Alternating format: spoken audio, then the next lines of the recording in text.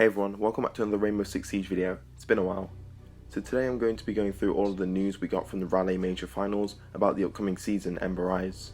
I'll be covering everything from the new operators to some map rotation changes.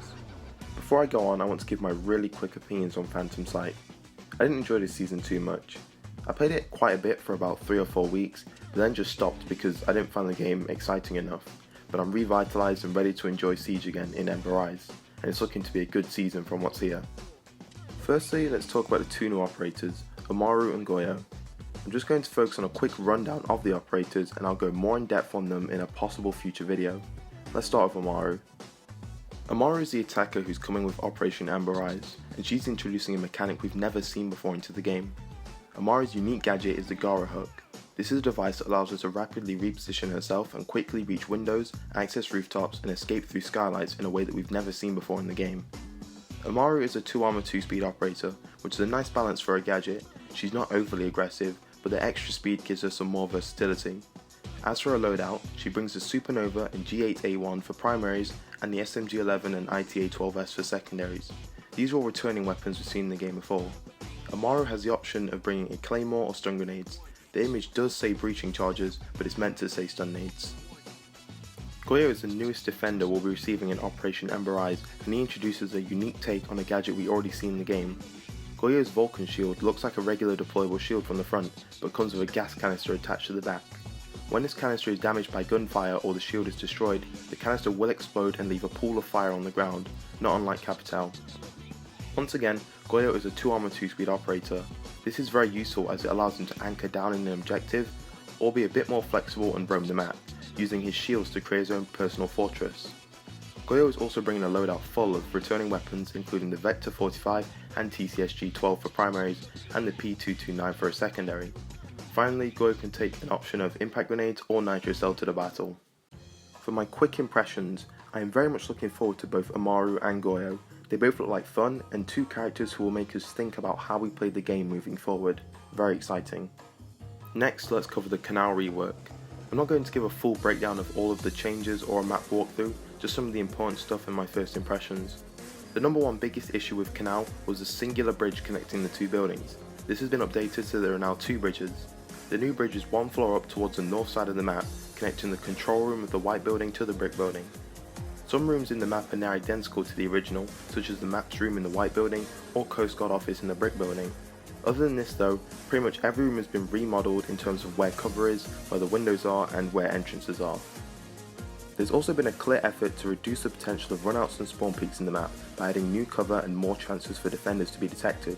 One big thing is the garage underneath the white building is now considered outside and defenders will get detected if they try to access that area. So approaching the building is much easier for attackers, but attackers also have to commit much more to attack the objectives because of the much more maze-like design. This map is now much less linear. This is effective for balancing the start of the game as well as the moment-to-moment gameplay within the building and improving gunfight and traversal quality. Because of the size and shape of Canal, I think this rework will be much more impactful than the Hereford base rework and will be a more enjoyable experience overall. I'm really looking forward to playing this map. Next, let's talk about Phase 2 of the pilot program. For those of you who don't know, the pilot program is a partnership that Ubisoft has with the various esports organisations in the Pro League. These are weapon skins, uniforms, headgears and charms that represent said teams, and sales of this content go to endorsing these organisations, making Rainbow Six Esports a more profitable business. I'm going to really quickly list the new pilot program skins and what operators they're for.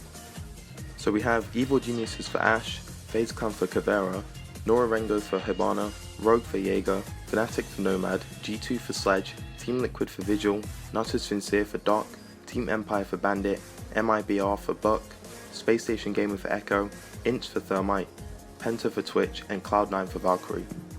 Next bit of news is the latest Elite skin. This one is for Mira. There are a few reasons I'm very happy with this. For one, I prefer to see Elite skins used on characters who are actually good and that people actually play as. Also, I really like Mira, so this is a win-win for me. I also am a really big fan of the Elite skins that are inspired by classic warfare uniforms and weaponry. Twitch's Elite skin is one of my favourites, and this new one for Mira reminds me a lot of that. So yeah, very happy with this one. As usual, we get the new Elite skin, an MVP victory pose, chibi charm, gadget skin and weapon skins for each of Mira's weapons. This new Elite skin will be available when Operation Ember Rise launches. Next up we have some map pool and map rotation changes for both casual and ranked playlists.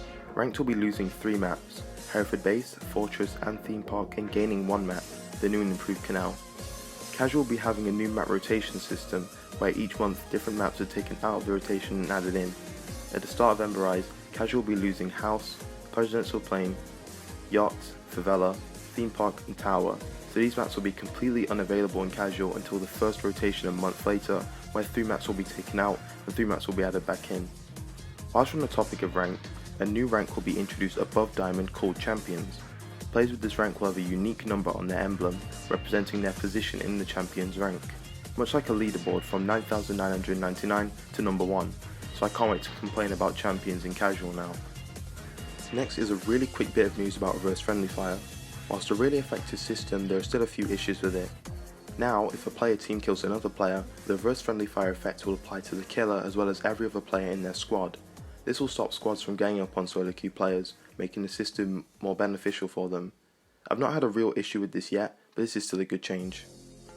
Next is the only piece of news that triggers me. Rainbow Six Siege is getting a battle pass. I don't know what game started this, I assume it was Fortnite, but I am not happy with this inclusion in Rainbow Six Siege. Is a battle pass a bad thing? Absolutely not. But I personally get rubbed the wrong way when I think about having this in the game. I suppose the thing that triggers me is having a battle pass alongside the many other ways that this game is monetized, specifically with the seasonal alpha packs that launch with each event.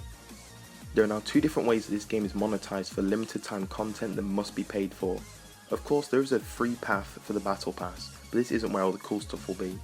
I'd like to see the battle pass be 100% free for all players, or the seasonal event packs be available to be earned through regular gameplay.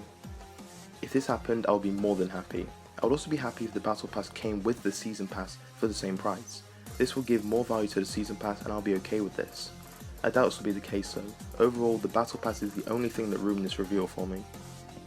I didn't want to end on a negative note though, so I have saved the biggest surprise till last. A new playlist option is being added called Unranked Mode. This is a mode which uses the entire ranked rule set but doesn't have any rank or MMR involved. Now, I am still skeptical about this mode. I'm very much looking forward to playing it, but I'm afraid that it's too niche for people to enjoy long term. This mode won't appeal to your average ranked player due to the lack of reward, and may not appeal to your average casual player as they may enjoy their current rule set. I myself am a player who will really enjoy this. I think the ranked rule set is much better than the casual one for a more refined Rainbow Six experience, but I don't like the pressure of ranked, performing badly, maybe having bad internet, and I don't want to ruin the ranking experience for other players as it's important for them. Also, I don't really enjoy ranked solo queue, so I always feel like it's a necessity to get a full squad together, but there are some very unlikable people out there. So I often find myself in this niche of players who want to chill and have a good time, but also want to play properly and still have a true Rainbow Six experience. I am very much looking forward to this. Anyway guys, that's all for today. It's been a long one, I know. I'm very much looking forward to Operation Ember Rise, especially after the dull experience that was Phantom Sight. I have a few video ideas planned for this new season of content, so expect to see that in the weeks following the season's launch. Thanks for watching everyone, I hope you enjoyed and I'll see you in the next one. Bye guys.